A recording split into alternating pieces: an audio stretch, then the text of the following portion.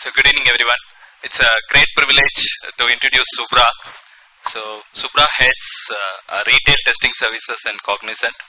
So he joined Cognizant 3 years ago. Prior to that he worked for Tata Consultancy Services.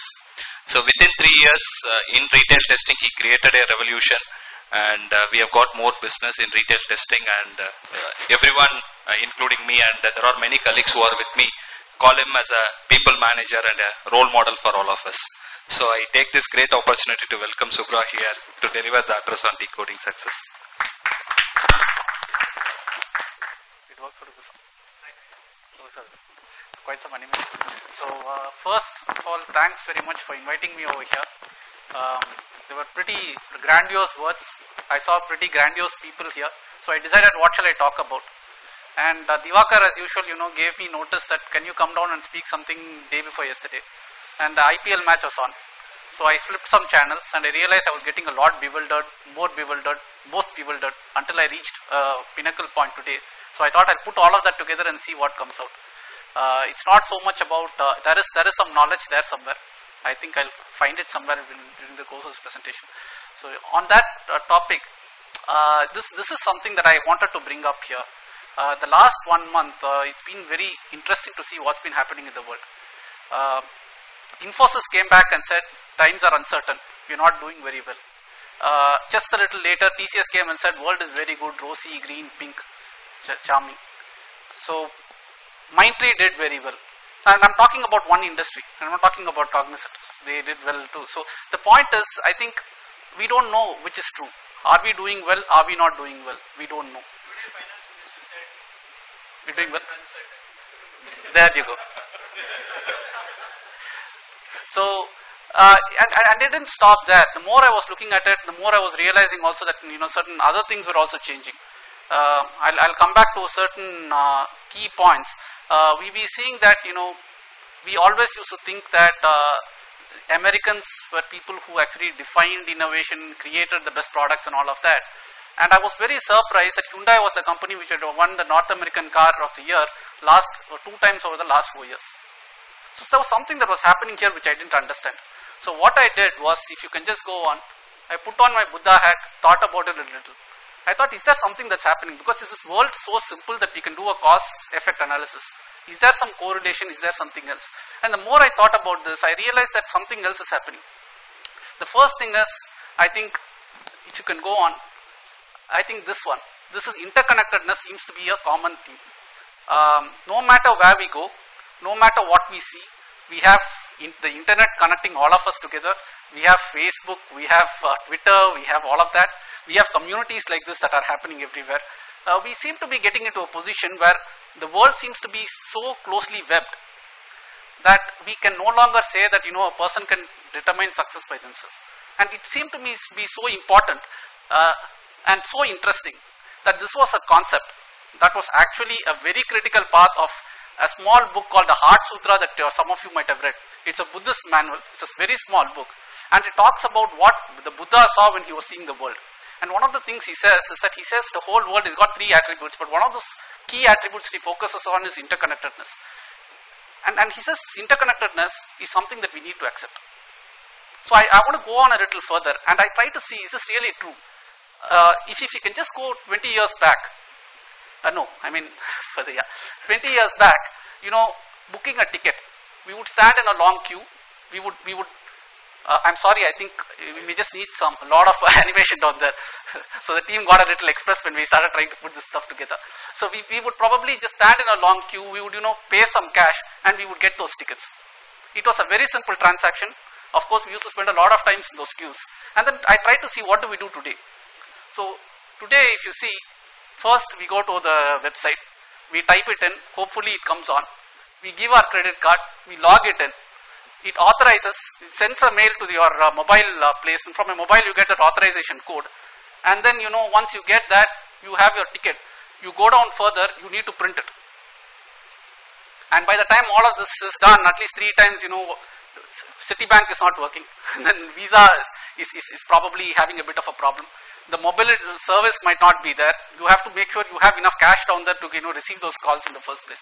If you really look at it, the points of failures have become very important. If anything goes wrong, we'll all blame the Indian Railways website. I'm sure that we will not blame any of these things. And it seems to me that this is something that is common across board. So when I talk about what I do on a daily basis, so Divakar said I take care of retail testing. When I say testing, people go, wow, what does that mean? And it's not a very nice work. So I tell them, no, it's a fun subject, there are good guys. And then if the guy is very, this kind of an audience, then I tell them, you should know that Richard Bach's son is actually here doing, he's a tester. And he's our guy, and you need to understand there's a lot of philosophy. So that part over, then they ask me, okay, what else? So then I tell them it's retail testing, the retailer guys. So a lot of guys have come and said, that is Maligakada only, right? What is so special about it? But if you really think about it, that is more special. How do you make sure that you can actually reach a Coca-Cola bottle, or you can reach all that merchandise that goes on very well? I think this is a very unique combination of quality and speed at the same time. And what I realize is the more and more I look at it, I think this interconnectedness is what is actually making us succeed or fail. Today when I work on an engagement, I'll give you a typical scenario that that takes place in about 15 minutes time, right?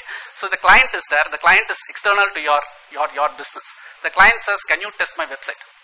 When you go to the website, you're talking about something like this. When you need to test it, you're also talking about an expert who knows this, which is to some extent controllable because they belong to the company. You're talking about a tool which is totally outside your framework. There are tons of frameworks that are built which are beyond that.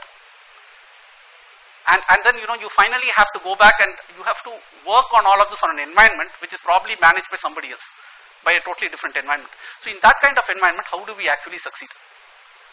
That was the question that I asked, and I think the first answer, and I think the most important thing I think we need to do is to understand and appreciate the fact that we're absolutely interconnected. It's better to sit back and say, there are things I can't control, there are things that I can control. And that seems to me to be the first step. Which comes to the second area. Now we know that we accept this fact. So what is the quality of the attention that we pay to various things that happen today? Once we realize that we are in an interconnected web, the question is, which web are we part of, that we want to be part of? Everything is in a mesh. There's another fantastic quote. Again, all of this comes from the same sutra, because that was another book that I read last week. So, very, very interesting. What he says is there are ties and there are ties and there are ties. There are lots of ties that happen all over. So which tie do you want to be part of? Which tie are you a part of? Depends on whether you succeed or you fail, and depends on what you want to focus on. So I just got a little mindful. I tried to look at, again from the last week, what are the things that seem to be important? That was adding a nice color, the person who was doing the animation. So if you can, yeah. I want to ask this question. The first is the social local mobile revolution. I think, very interesting. I went to pick up a colleague in the railway station day before yesterday. Just, when all these discussions were happening. So you go to the railway station and, think about it 15 years back, the same logic that you apply. What you would have done is you would have called that person. Hey, I'll tell you what is your coach number. Before the telephones, they would have sent you an email saying S4, coach 35, seat number 12, or whatever. If that had not possible and they were in, for God, for a second they were in the underserved, they would have told you there's a big bar here, there's a tea shop next to it, come and stand down there. You would have done all that planning, you would have gone down there, you would have hoped that they hadn't changed seats, you would have brought them back.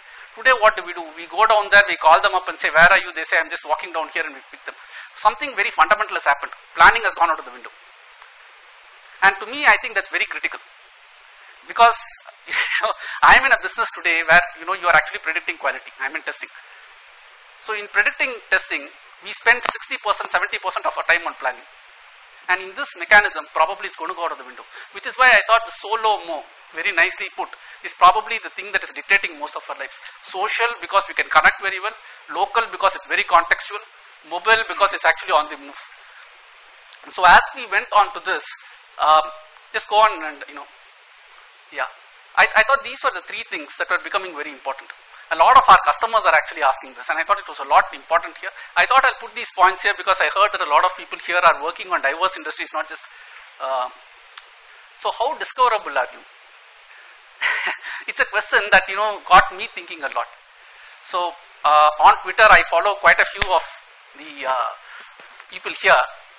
You can't buy reputation currency from a wholesale standpoint. It has to be built bit by bit. It has to be built effort by effort. It has to be built reputation by reputation, person to person. So are we really discoverable? If we are not discoverable, because now local and social can render somebody in some other country, a lot easier to reach out than you can. So if you ask me, and I think a lot of the guys on this side of the hall, if we need some testing advice, very rarely would we reach out to some expert in Bangalore or somewhere else. We would simply go down and we would go to a Lennart Cream or a Michael Bolton. These are experts in that field, and it's just one click away or one seed away. So probably, are we really discoverable? That's the first question. Second thing is, are we in the right circles? Now, this is very, very interesting. If we go to Twitter, Twitter seems to be a favorite tool these days, so I thought I'll go into that. And we choose the top 10 keywords. It's very, very difficult to predict them. But even if you were to predict them, because an IPL is going on, so you can say that those things are going on, you will be sure that those are not going to make you money, they are not going to make you successful. Because everybody is looking for them anyway, and the person is not important, the messages in that case. But those that are there in the sites are what is very, very important. And each of those sites, if you go and look at what we call the long tail, essentially fragmented groups of high information gathering, something like this, how do you really tap into those circles? How do you get accepted into those circles? Seems to be very critical. And I thought the third part, the communities, the G-score, whatever, how do these cover? So the question I wanted to ask here was, is this going to affect us? And how? And I wanted to share another personal example before I moved on from this area. There's a company called U-Test, which is in the testing industry. I'm sorry I'm using a lot of examples from the testing industry. That will stop as soon as you go out of this. So this U-Test doesn't have employees. It's a 100% crowdsourced company. It's 100% funded, venture funded company. And what this company does is it says, it's key guys. So it says, this project I want to do, you pay me for the number of defects I find. And you pay those guys who are coming in by the number of defects that they find. So it's a very different model. It's not a model that we do because we anyway pay salaries. So it's a very, very different model. Now this company recently decided that they want to go into the mobile area. Now think about it, right? 10,000, 50,000, 60,000 people across the globe, all of them having mobiles. What kind of infrastructure do you have? On tap and at zero cost, because they always use it anyway. So here's a company which is actually making those kind of circles. The question is, are we seeing something like that in our industry that is going to make a change? Which brings this particular aspect. A lot of nice animation because of these three parts. And when I asked this question, I went back to this. So Lucent Technologies about a few years back, it's a very common example, but I thought I'll bring it back here. When Lucent Technologies used to put its balance sheet, it used to be very, very healthy. The reason is they had all those copper wires around the ground, which looked very, very good, very expensive, and they said nobody can beat me. Skype came and that went down the window. Suddenly they were talking with a person who actually had flipped that across board. Same thing with digital cameras. If you see digital cameras, I was very surprised to know that Sony is one of the leaders in the camera segment. 5 years before, they were nowhere near that particular market. They went digital, nobody else did. So, it was a huge, huge change. Emails. And emails is very interesting because we threw the letters and went to emails. Now, from what I'm hearing is people are saying we'll throw the emails and we'll go to something else. And those somethings are collaboration software. So the question seems to be, is there some imminent technology which will make what we are doing actually unimportant? Was the second question. And from a mindfulness standpoint, I thought these two things. One, are we really in the right circle so we can get the right information? And two, are we sensing something like this that is actually happening in our area? The third part, which is probably very, very, very critical, was the externalities. So, very interesting stuff. All of us do our mathematics. We say, my company pays me this much, I do this much effort, the net is the pocket, I put it in my pocket and walk away. And here is what I heard, which was very interesting. They say that the burger business is the business which is the most damaging of the environment the world over. So, I read an article which they say that an average burger costs somewhere around $100 to $200. And why do they say this? They say because those cows that are used for the meat, it's very hard to feed them on regular vitamin pills, etc. So they actually allow them to get fed on a lot of grasslands which causes ecological erosion. the leather tanning industry causes a whole lot of pollution. The travel that it requires, right, to bring that from one place to another place because it's centralized, is very, very heavy. You add all of the stuff where you're paying $1, you're actually $199, you're not paying it. And I think this is becoming very important because at some point, if our industry is in this business, I think we might probably be into trouble. In fact, in the tiny change community, which was something that I think Sukumar started, I started following that a little bit. About 50 to 60% actually comes onto this particular piece. Are we shutting off electricity? Costs that you will not see in any mathematics. Are we cutting off electricity? Are we using, Apple, the Foxconn industry, they were saying that a lot of suicides and deaths were happening. Do we have those kind of externalities? Are there costs that are not in our mathematics, but do they do that on? So this is the last part. So we look at three parts. The first part, we said the world is connected. Second, of those areas, try to understand what really matters. Am I in the right place to get that information? Second, am I using that information right? And are there areas that are going to make me extend anyway? So do I need to look up? And then I saw this, which was very interesting. So this is a quote from the Buddha, which says, if you could see the miracle of a single flower clearly, our whole world would change. It's a very profound statement. Now what they are saying, or what I understood them to be saying, I may not be, the right person to look through this from all dimensions, is that if I do something completely, I've probably known everything that is there to be known. Now, how is this important to us? So here's a question. We always said cheap and best is what India does, right? So the Hyundai Verna Fluid, right? Fluid has taken the world by storm. The i20 is a car where, they said that it's being overpriced, smaller size, bigger price, right? Sold very, very well. Same thing is happening with the Verna. Samsung. Talk about Samsung 6 years back who ran into a trouble, or 7 years back they ran into a trouble where they found that they were becoming Me-Too products. So Apple was walking all over them, and forget Apple, even Nokia was walking all over them. So they said, what could we do? So they invested in a German facility, I guess, where they went and got themselves into design specialists. They started participating in design competitions whole world. They started doing a lot of focus.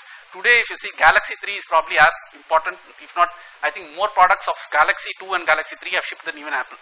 So it's very, very important and very, very interesting. One last point before I go here. When we do the cheap and best, and this was something that came in, again from an epiphany standpoint when we're looking at that. There's something that's very, very interesting, right? There are cars in India today which say that only the driver side has got a airbag. Now think about how much common sense this makes. In many of our cars, we have a driver, it's a chauffeur-driven car. So are we saying we care about the driver's life more than, our lives, the children's lives, the family's life? We probably are not saying that. But a lot of the things that are happening when we get into the broader aspects is that it's not very well thought through.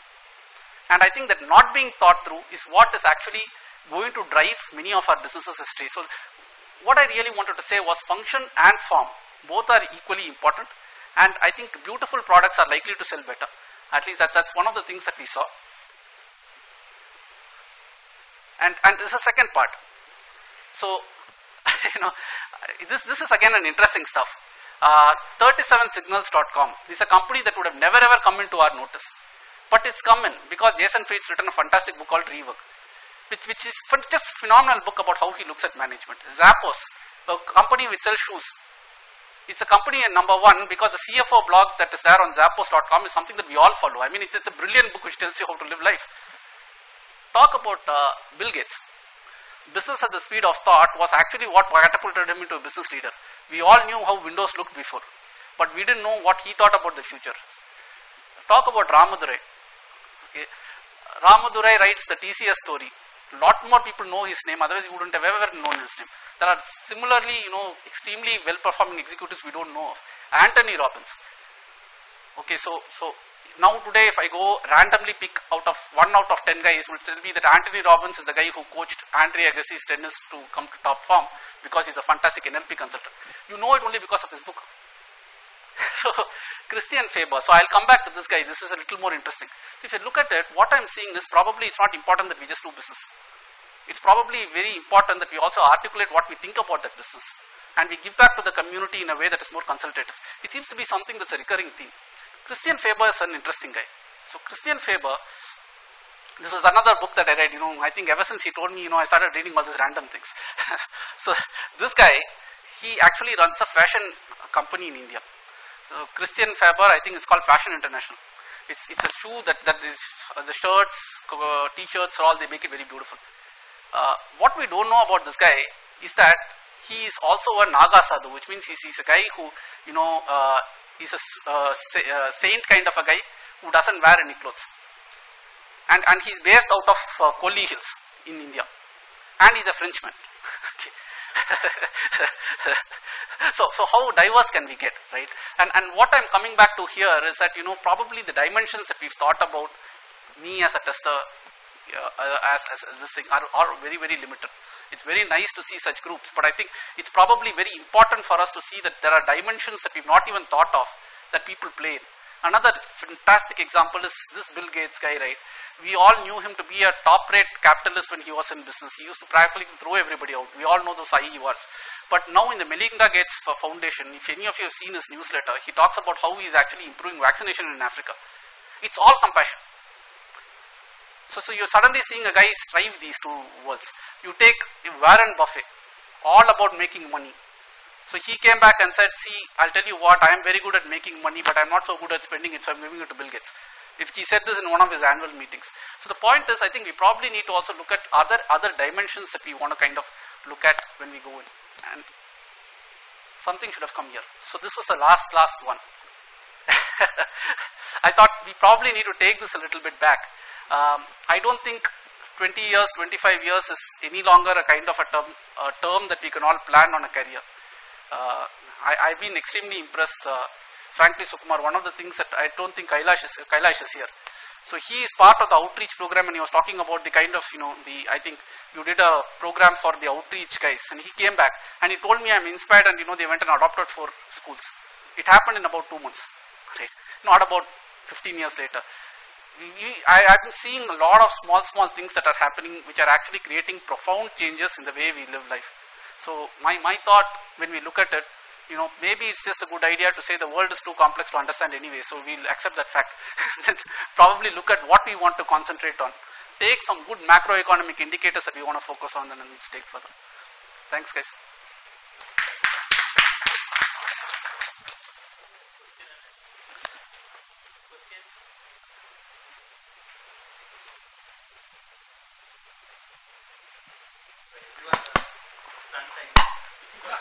Totally topic without knowledge, right? I wanted to ask one question. What is it that you recommend to the answer, who are you?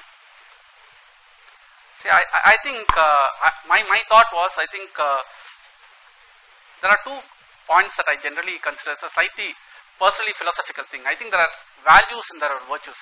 So values are those that we believe or we think we ought to believe in. When we knock those off, whatever we want to do is what we should do. So the point is, I'm not saying you have to be bad, but what I'm trying to say is, supposing you came back and asked me what do you want to do, and then I say, no, I would like to be a racing driver, and then I go out with saying, but the specs are there, the thought is there, there's a family to feed, there's a greed here, there's, all of that. I think that's probably something that's a lot more complicated. So my thought to you is that, when you knock all of that stuff and you say, this is what I want to do, that's what we should do. So in your example, if I want to be a race car driver, that's what I should do. Let's go and drive it. If not, let's go drive the challenges. Absolutely. And more importantly, it isn't important to win in a race car driver. You can go for a go-kart race and then you can start driving it anyway. It probably gives us a lot more satisfaction. I want to share one more personal experience here, Sukuva. This is a very interesting thought. When I was in my earlier company, there was one person on my team who was an absolute star. So this girl was like an EA kind of a person. So she came back to me one day and said, and we were going to go, this was a promotion cycle period, so we were actually talking about how we can get her onto the fast track. And she came back to me one day and said, tell you what, IT kind of sucks. I said, that's kind of difficult, you're telling me the wrong thing. So she said, yeah, I'm thinking about this, but it doesn't seem to be what I need to do. So she went back and she did some introspection, retrospection, whatever, and she decided that, her powers of expression were not actually coming out in IT. So she went and joined the Asian media of journalism, went into the Hindu, and she was doing a lot of this in-town reporting. And then we lost touch over 2 years period. She called me back about 6-7 months back, and she said, I tell you what, now I'm not feeling very well. So, I can't travel as much as I used to as a journalist. So, I think I'll probably come back. She thought about this, and they gave her a job in the CIO magazine as a chief editor. And then she thought back and she said, did I go to Asian School of Journalism, learn all of these things, to go back and do editing again in, CIO journalism, which is not good enough. So she then moved off into doing in the social economic, the NGO sector in Bangalore, where she helps underprivileged women. So my point more was, I think there are options that we can do. And I'm still in the corporate sector, so I'm saying we don't have to quit the job, but we can do some small things.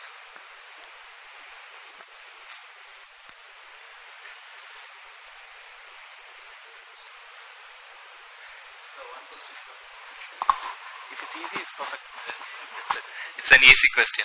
So when we talk about the decoding of success, right? For example, Solomo, you have mentioned about it. So the examples you quoted on Bill Gates and everything. So they all spent 25 years. Once they reached the success, then only they moved into a philanthropy and other things.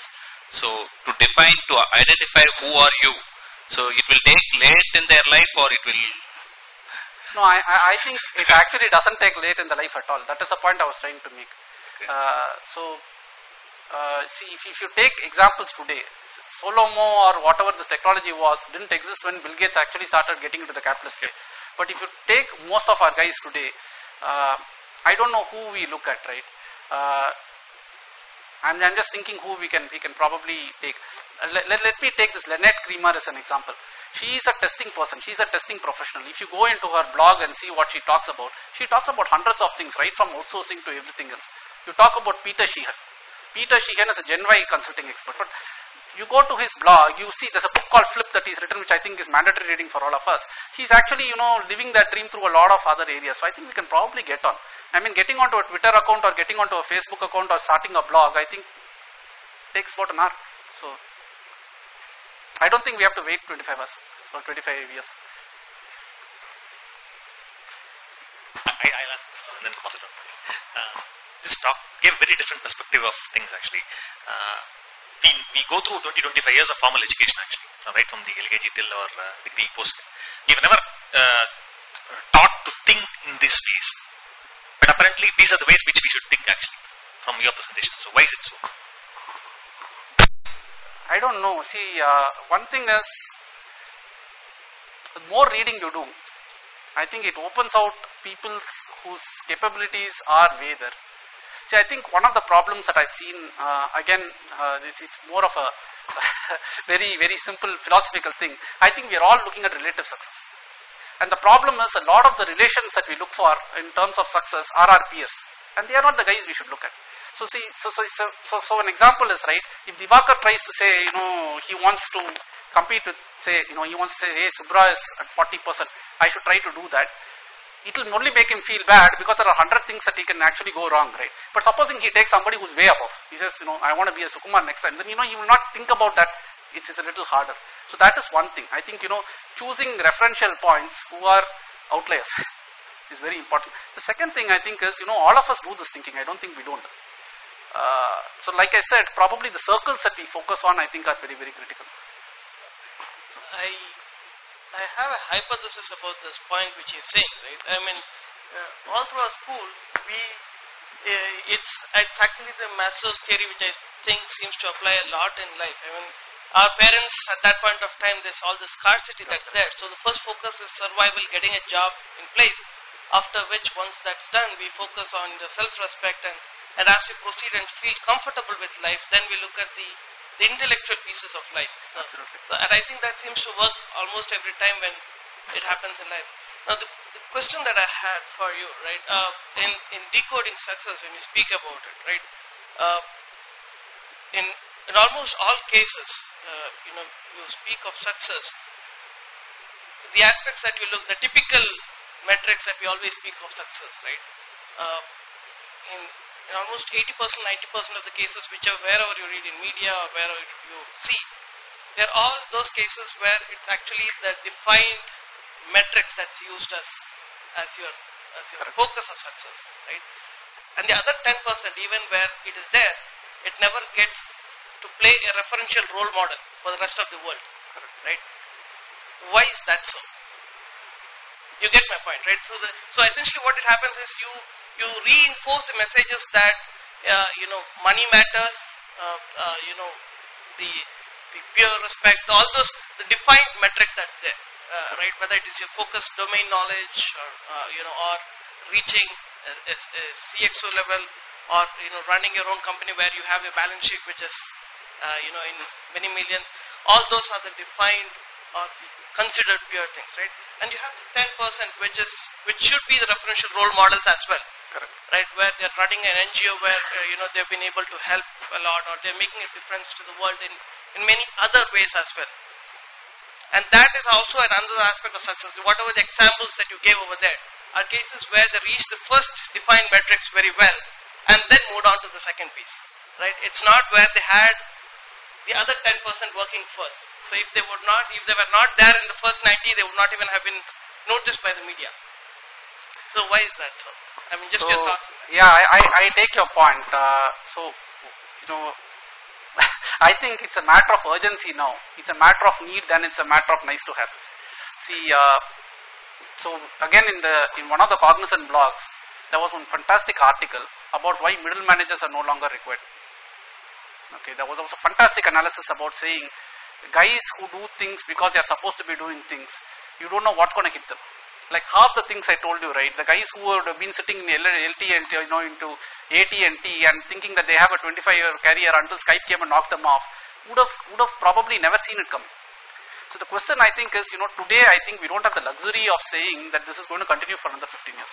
So I don't think there's going to be a two-stage success. So that's one.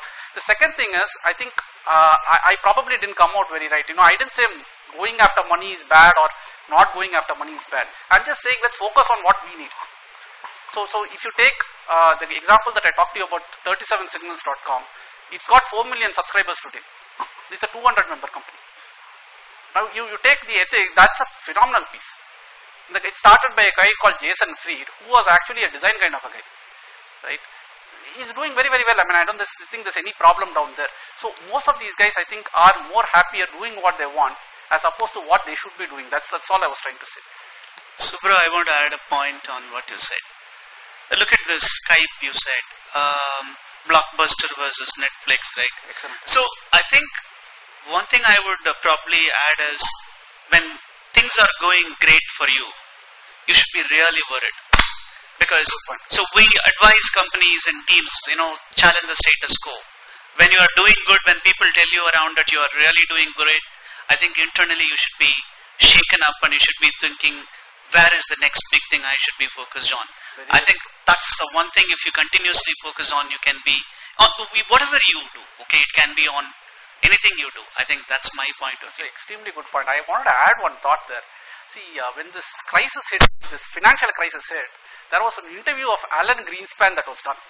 Okay, so some guy was asking that guy, man, what happened? You kept saying the world is going up, it's going well, it's doing well. All of us were very happy, right? So Alan Greenspan came back and he said the model was wrong. And nobody tracked it because, everything was going very well. The companies were doing very, very well. So it was not about the inputs that were going down there or the assumptions that were going down there. The model was wrong. That's the kind of admission that he made. So your point is, I think, extraordinarily valid. I think when things are going really well, I think it's when we have to really be worried. Would you want to draw a line between personal success and group success? The topic kind of doesn't address that, right? I think personal individual success. I'll just give a simple example. Sachin Tendulkar scoring 100 doesn't mean India wins, right? Something like that. So, do you want to draw a line? I wouldn't know too much about it, but I think personal success is very important because otherwise group success would not happen. So, we probably need some stars for it to reflect into group success. I mean, the point I'm trying to say is when we go into group success, right, we again go into the normal curve. We'll again say 20% will do 80% of the work, and what happens to those 80 guys, right? I mean, we get into the same thinking. So I would think, but I don't know, I'm not thought it through, but I think probably personal success is important. When you are doing mechanical things, repeatedly doing the same thing over and again, right? You need a different set of success. But when you are intellectual thinking, right? you need a different set of metrics for that. So you decide what you want to do. For example, if you are in an assembly line, right? How does it matter whether you are individually working, group working? But when you want to think through, right, there is a different set of metrics you want to apply. I'm not saying that individual rewards and recognition is good for a production line and groups is required for a. It is up to you. It is a situation. But the point is, it calls for a different thinking. And I think group stuff is important. I think it's very important. I think it's very, very good. I think from a community standpoint, it's very good. So if you get a like-minded set of guys, then I think group goals are very important. I mean, what I'm trying to say is, say you have this knowledge community, right? You have 10 guys or 15 guys who are very passionate about knowledge.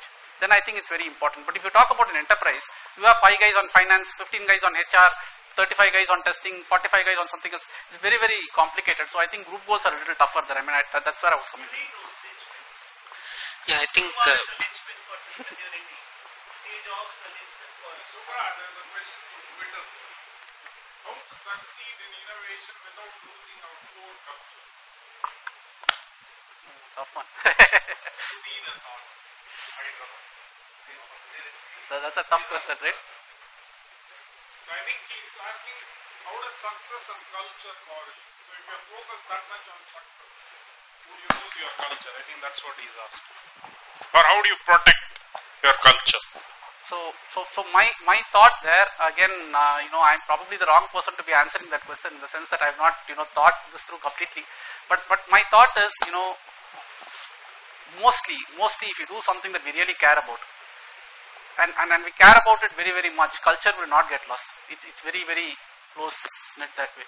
But if it's something that is, so an example is, if we are really interested in making money, then we will make money the right way. There is no problem there. But if the goal is, you want to go and build hotels, and your hospitality is your goal, but you are actually started looking at money, that's where the problem will come. Your culture will start getting into trouble and all of that. So I believe that, as long as we focus on whatever we want to do, I don't think it's going to be a problem. Yeah, regarding this individual success and group success, maybe I just want to add one point here. I think, see, at a very high level, it is all group success. But group success is nothing but accumulation of a lot of individual success. So, unless otherwise, as you said, an individual succeed, I don't think a group will succeed. I mean, Sachin Tendulkar is a bad example because, if he scores under 100 and India loses, we are thinking that, he has won and India has lost. No, that is a bad example. I would say from a company perspective, say for example, if I want Infosys to win, okay, my team, I mean, it all starts from, I'll say Infosys wants to win, and then my department has to win, and then my team has to win. In my team, I have to win. So it boils down to the individual, and I mean, it goes bottom up. If I win, I do something good to my team, and if my team wins, it does something good to the department. If the department does well, it does something to the org, and if Infosys wins and Cognizant also wins, it does something good for the city or the state. Our exports increase for the Tamil Nadu, and if cumulatively everybody wins, the exports of India increases, right? It goes up from down to top. So individual, I mean, finally it will boil down to individual thing. And we will not talk about 80-20 and all, because there also even 80% of the people are winning from a personal side. Thanks for the questions. I mean, the one just this last observation which I want to make, actually you mentioned it, I thought I'll mention it, but you are talking about K community. See, the very objective of all of us here, down here, and we all over the years, with our years of experience, have gained a lot of knowledge, and we come out here openly to share a lot of things. Like you ask a question, who are you today? I mean, we are trying to give back to the society what we have learned from the society. So this again is somewhere, this is a personal fulfillment maybe at some cause of giving back to society. At the same time, sharing your knowledge and sharing your learnings for a better tomorrow, something kind of thing. Thanks a lot, Subra. I think we should give a big hand to Subra, and I invite Sukumar to just give a memento on behalf of